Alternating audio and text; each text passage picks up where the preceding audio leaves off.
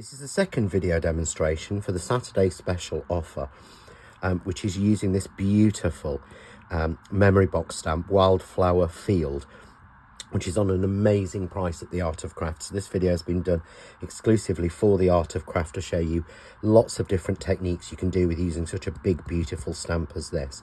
So in this one, we're going to show you how to do this sort of like peekaboo style of card, and it's really very, very simple to do. But also what we're doing is we're only stamping a portion of the actual image, and I want to show you how to do that and to double do that. So we're going to be using our Press to Impress to do this.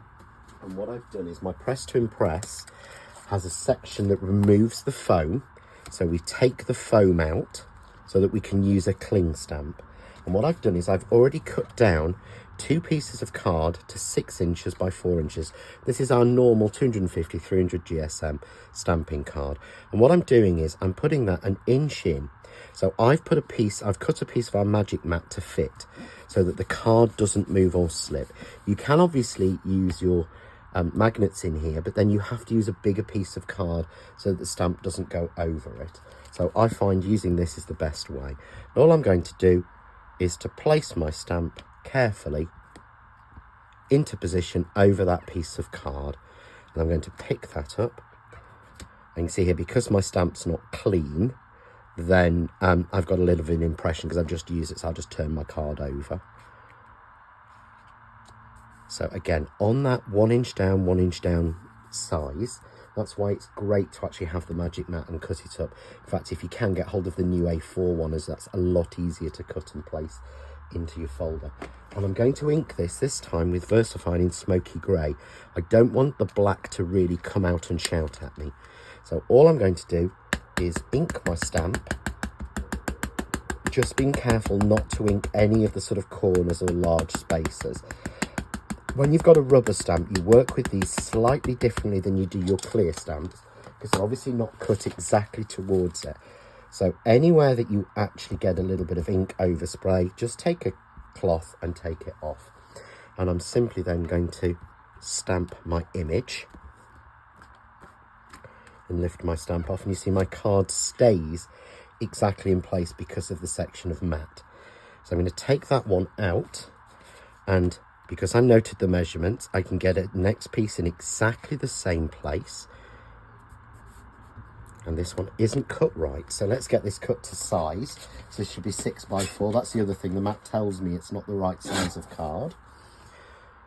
So we go into 6 by 4 mode, just there. And again, I'm simply going to ink my stamp in the same way, close the door, and press the stamp down. So I have 2 pieces of this stamp, or sections of it, stamped in identically the same place. So these are both identical, finishing on the same place. But I don't have to start cutting them down or try to work it out. It's such an easy technique to do. So now what I want to do is I want to colour this. And to colour this background and get that beautiful meadow look, I'm going to use the Craft Artist Fusion Aurora inks, which have got that beautiful sparkle to them. And I'm using Mimosa and Appletini. So I find these pair so well together. So these are stored together with their daubers in one of our beautiful storage cases. And I'm going to start with the Mimosa, which is the yellow on the top. Take my dauber and just colour over. I'm not doing anything fancy. I'm just going on with plenty of ink and colouring one side down. These are quick sort of super dry inks, which are great for these sort of techniques. And you don't want it, I want it to be a little bit patchy. It doesn't want to be perfect. I'm then going to take some of the Appletini, and I've got a newer pad on this one, so I want to be a little bit more careful. And this time go from the bottom and just work up to that yellow, so that I'm going to blend them in the centre. And because they're colours that work really well together, the blending is very, very easy. And again, you're not looking for perfect. You want it to be patchy, you want it to look meadow-like. And to blend that line perfectly, which is why I didn't close the yellow, take a little bit more yellow and pull some yellow down into the green. And that's all the colouring you need to do to get that beautiful top layer effect. So I'm going to pop that down, and then what I want to do is add some of the water splashes. So I'm going to use a fan brush as I find this easier, and then take some water out again onto my mat. And if I take my brush and put it into the water, and then take something like a pencil or another paintbrush and flick it over, I get bigger blobs. If I want smaller, if I want bigger blobs, I just freehand flick the brush over. And you'll notice with the fusion, you don't have to put kitchen roll or anything over the top, because it automatically starts to bleach straight away. So straight away, we're getting a beautiful sort of almost meadow-like look to that. So I'm going to pop that to one side, and I'm going to put this on a matten layer of 5x7 card. And I don't want to waste the ink, and I want to pull the colours together, so I just give my mat a little wash of water, and I just pick up whatever colour's on in whatever way it comes, so that the colours will blend together. If I want it a little bit more watercolory, I would use watercolour card or add a little bit more water to let them sort of splay out. But you can see there, it gives you the perfect background for it. So it doesn't matter how ugly it looks in the middle, once it's covered, you get that beautiful look. So we pop that to one side to dry, and we simply then wipe down our desk. And I tend to find a microfiber cloth and a little bit of alcohol hand sanitizer just gets any marks off and makes it easier for me to start the next stage. So for our next stage, what I want to do is to take 3 areas sort of out of this, and we'll use those on our third project. But I've got 3 nesting circles, each one 1/4 inch smaller than the previous, and these have come from the beautiful press cut images, or the beautiful press cut circles. So all I'm doing is I'm highlighting a little bit of area randomly that I think would look nice. So I'm going 1, 2, sort of making sure that sort of the tops of the flowers work. 2 and 3. Let's go a little bit lower. We should, yes. Just like that. I think that one will come a little bit lower as well. So we're just going to highlight those, and we're just going to die cut that. So these have all now been die cut. So I'm going to take these pieces off, and they will be used for another project. So this will be project 3. We'll use those pieces. I'll take those away. But you can see now how beautifully that works. But if we put them together and literally just tap the card, you can see, look, they fit perfectly. So we've almost highlighted and spotlighted our image. Now what I want to do is I want to colour these slightly. So to give me a good idea, I take a pencil and just very lightly draw where the circles are. Very lightly, almost not touching the paper, because you could colour the whole image. However, it is a little bit time consuming to colour a whole image and cover it over. So if I just do it this way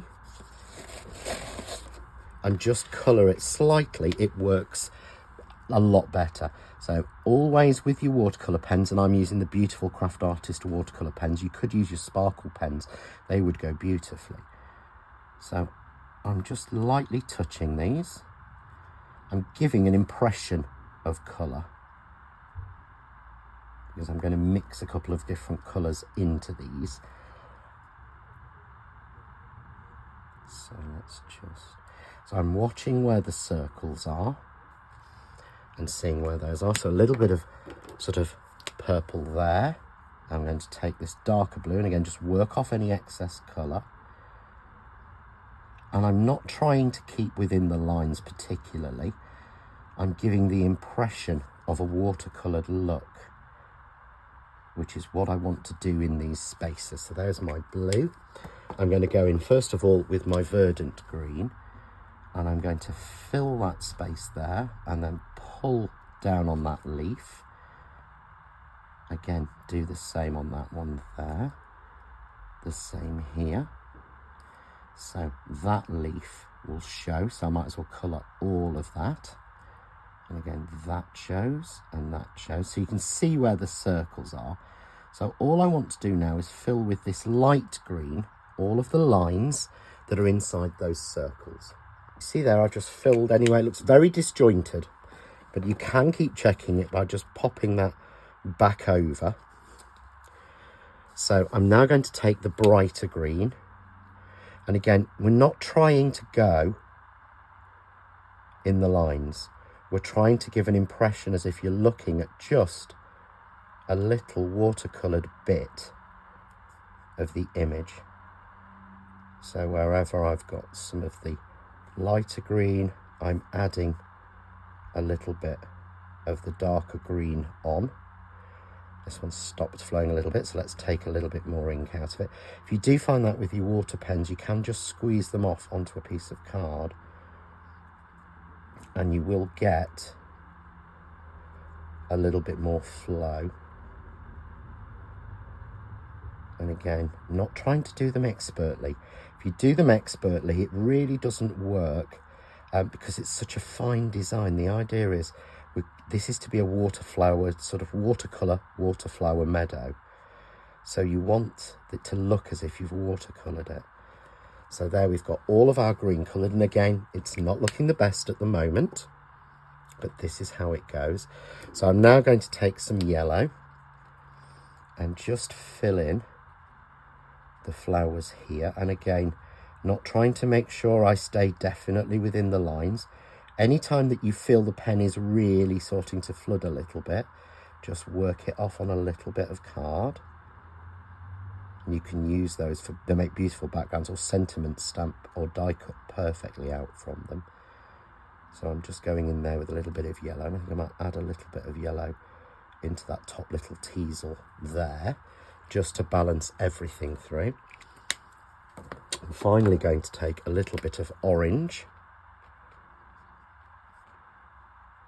and just add a little bit of orange in the middle. Again, not trying to be neat or tidy, stay in the lines, just like that.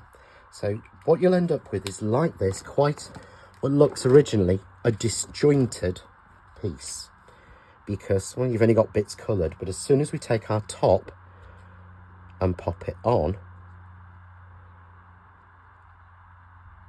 and we'll find the place where your pencil lines are, there we go. That looks as if you're looking through a meadow window to three beautifully watercoloured areas. And again, you can add sky to that, you can take the blue and things, but I like that directness.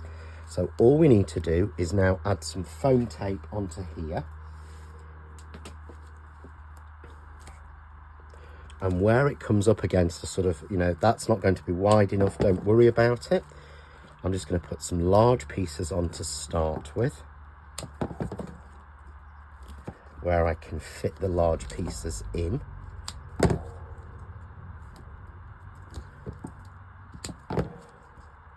So just like that, and there, and anywhere else I can just add a few little pieces in. And it's always worth supporting where your circles are, just like this. And it doesn't have to be neat, no one's going to see this, but it means they're all supported. Now you can then take an eraser and take away your pencil lines. I actually find the pencil lines really useful, so I don't take them away. I don't think anyone will ever notice them, but it helps me line it up, gives me a guide as well as the stamped image to line it up with. And it's a little bit of a cheat, but I like little cheats because they make our cards beautiful, and no one knows the little tricks we've used. So I'm going to match up the designs. So you can see I'm matching the circles and matching the designs so that they continue on, just like that. And then you can spot anywhere you've missed. So I've missed a couple of flowers there on that side, which is no problem. Check and see anywhere where your stamped image is popping out a little bit, because you'll never stick it back on completely straight. But it's a lot easier than trimming down a large image. So you can see there we've got our beautiful little card all completed. We can mat it onto some grey or another colour, mat it onto our background and then onto a card blank. So here is our original, but if I just mat that on, you can see how that works. And every time it's different. So that I put more yellow on, so I've got that warmer. This time it's more greeny yellow. It will alter every single time. We just add a little sentiment on, again from the other set that we've got on special offer this week, which is this other beautiful Sentiment and Meadow set, again from Memory Box. And that's how we make a sort of very ethereal, beautiful card. And there's a few little hints and tips and tricks in there. Every product that we've used today is available on special offer at the moment from The Art of Craft. Just visit www.art-of-craft.co.uk for more information, or click the link beneath the video. Thank you.